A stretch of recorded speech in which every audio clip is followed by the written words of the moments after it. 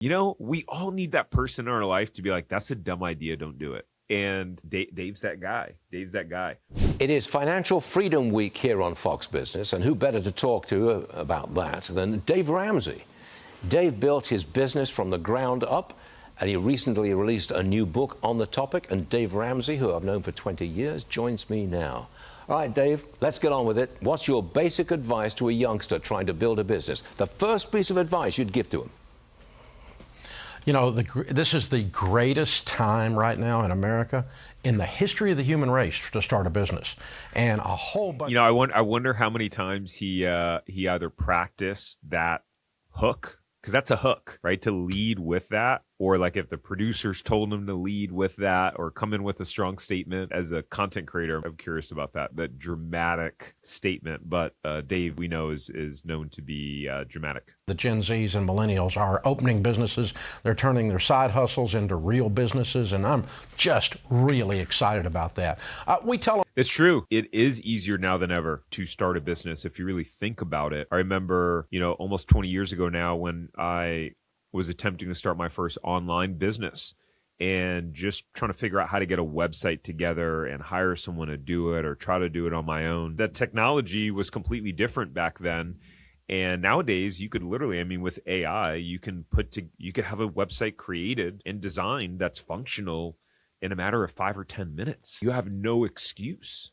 There's literally no excuse. There's so much that you can now do with AI. You could have your business plan created in 30 minutes, and you could have your product or your service created or designed and be ready to rock and roll. And there are a lot of people now turning side hustles into full-time income.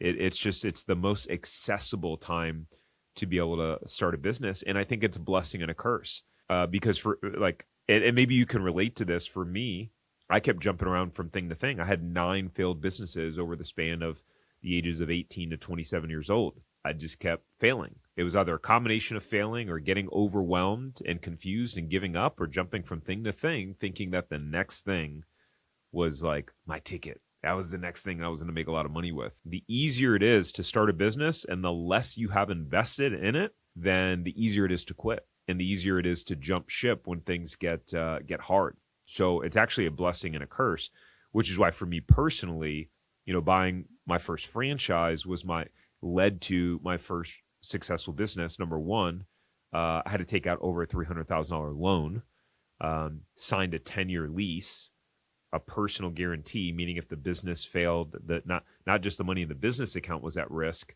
but everything that I owned personally was at risk. So it put my back against the wall where I finally had to have a level of commitment. And so I think for a lot of people, the ease of starting a business, it just makes it easy to quit and throw in the towel as well. Hey, so if you want to learn the right way to own a money-making franchise without putting your family at risk financially, then check out our free masterclass at franchiseempire.com/masterclass. Let's get back to the episode.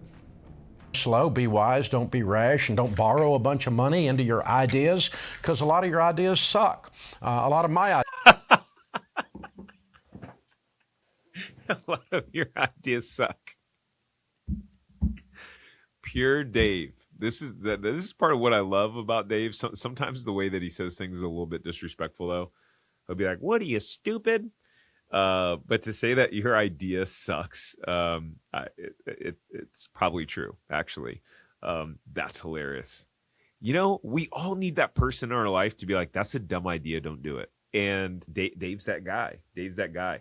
But quite frankly, if you're anything like me and you're stubborn, what you need is for someone to tell you can't do it. Like, until then, even if people are encouraging you, you can do it, I believe in you, and you still feel like that fear and kind of trepidation. But as soon as someone's like, "Yeah, I don't know, that sounds too hard, I wouldn't do it," and you're like, "Oh, watch me." So what happened with Franchise Empire, we had a completely different business model before. Is considering pivoting our business model where we launched our own internal franchise brokerage. And I remember speaking to someone that I really respected in our industry that was a very successful guy, very well known. And he was basically like, "Don't do it. It's going to be too hard." And like just started listing all these obstacles and things that would be in my way. And I remember getting off the phone with him and looking at at that time I had hired this this business mentor, actually Ryan Pineda. If you guys know Ryan Pineda or watch his YouTube channel, he's like a huge real estate investor. Had hired Ryan Pineda, and I was out there in Vegas at his office, and so we're sitting there on speakerphone with this other guy who's known in the franchise space, and we hang up the phone, and I look at Ryan Pineda, and I'm like, I'm going to do it. I think I can do it. He was like, I think you can too. And so that was the fuel. That was honestly the fuel that I needed to be like, oh yeah, watch me. A lot of my ideas have sucked. I'm convinced that about 90% of what we've tried at Ramsey over the last 30 years sucked, and about 10% worked, and you don't know in the morning when you're on the walking trail which one it is. But by the time you put it into the marketplace, the customers will tell you, and if you borrow a bunch of money into it, you end up paying payments on stuff you threw in the dumpster. Don't. Yeah, I mean, I don't necessarily agree with that.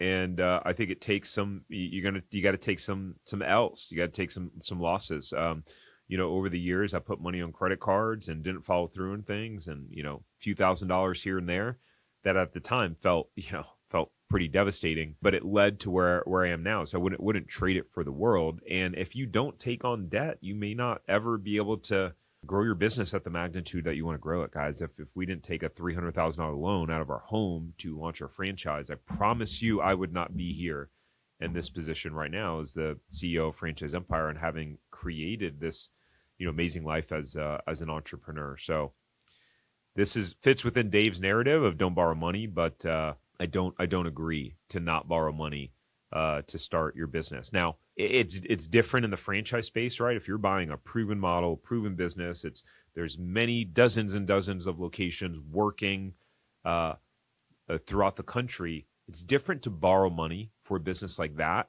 than you're like, I have this idea for a clothing company or a food product or this random thing that is not proven, tested at all, that you haven't done any market research on. I think that's completely different. Don't borrow. I get more into that a bit later on. But what's the best investment a young business owner can make early on in the game? To start moving from what we call the treadmill stage, which is what I started in and everyone starts in, where you're the CEO, the chief everything officer. You're responsible for revenue. You're responsible for the production of the widget. If you don't come to work one day, nothing happens. And so basically at that point, you just own your job. And so to start investing in key team members to come on to start carrying some of the revenue weight, some of the production weight, so that the business runs independent of you as an individual and move from that treadmill stage up to the next stage, the Pathfinder stage. How do you give them the confidence to know that they're going to move forward? I mean, that they are confident. I totally agree with that point there. There's a really powerful book called Who Not How. If you plan to be an entrepreneur, if you're starting a business or you started a business, you must read that book, Who Not How. And the concept is that most, entrepreneurs and business owners, they're constantly trying to figure out how to do something in the business, whereas the most successful entrepreneurs, they hire who's that already know the how. Sounds like a pretty, easy concept. But what happens when you have limited financial resources? What happens when you don't know where to find the who's or who exactly you do need? So people get stuck here a lot. But I would say the first, certainly hiring really great who's who know what they're doing. That's allowed us to grow up Franchise Empire. I remember 3 years ago, wanting to grow, pretty much I was the chief everything officer. We had 1 or 2 contractors, international contractors. We had 0 employees, like W-2 US-based employees. And I remember thinking, all right, we want to grow. I want to grow this business.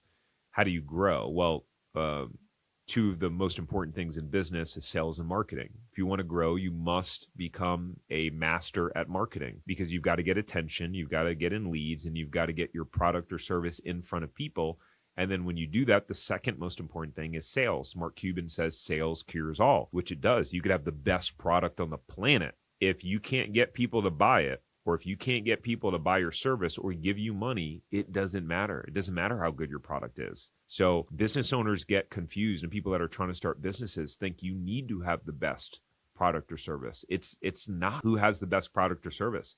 It's who markets the best and who's the best at collecting money. And that's who wins in the marketplace. And so I decided, hey, I've got to bring in someone who knows marketing. And so that was my first hire, was a director of marketing. And that allowed us to start to get in front of more people, to generate more revenue. And, we went from, that was July of 2023. And this is recording this video May of 2026. And 3 years later, we have 14 W-2 employees because I did exactly what Dave said, which was to continue to hire other people in the areas that I was weakest in. And what I will share is that it was always a little bit of a stretch to hire the person. When I hired that director of marketing, it was like there was like just enough money in the business bank account where it was like, all right, for a few months, like I can pay for this guy, but if things don't increase, this is going to go downhill, and I might have to let him go. So it was like I'm going to have to focus on revenue producing things while they're helping to bring in more leads, so that he pays for himself, right? And that's how the most successful entrepreneurs and business owners think about their business, and team members. They think about them as an investment, not as a cost, because you're able to buy back your time and create leverage, which is the most important thing that you need to do. Confident that there's a prosperous future for them. How do you put that into a young entrepreneur? Well, again, if you think like the tortoise instead of the hare, you can see prosperity very clearly because you're moving real slow, real steady. You're not ADD. You're not running around all over the place and out of control. You just got a real steady process. And even if you make a mistake, it's a small one because we're not magnifying the mistake with borrowed money. And we're just step by step by step going into the marketplace. And these generations they're unique. I've got a bunch of them on my team, and I know they're fabulous because they've grown up with this magic wand in their hand. And so they know about iterating. They know about changing and developing a product line because they've grown up with that mindset. And so they're uniquely qualified to run a business right now. It's fabulous time. Real fast, am I right in saying that more new businesses, small businesses are being started? There's more entrepreneurial activity now than there was in the last few years. Is that accurate? Yeah, probably the last 10 or even 20 years. And some of that has to do with economic outlook, but again, it has to do with this idea of scarcity versus abundance mentality. And if you've grown up where you could push a thing in your hand and stuff shows up on your front porch, you have an abundance mentality. You think anything's possible. And so it's a wonderful, again, a wonderful time.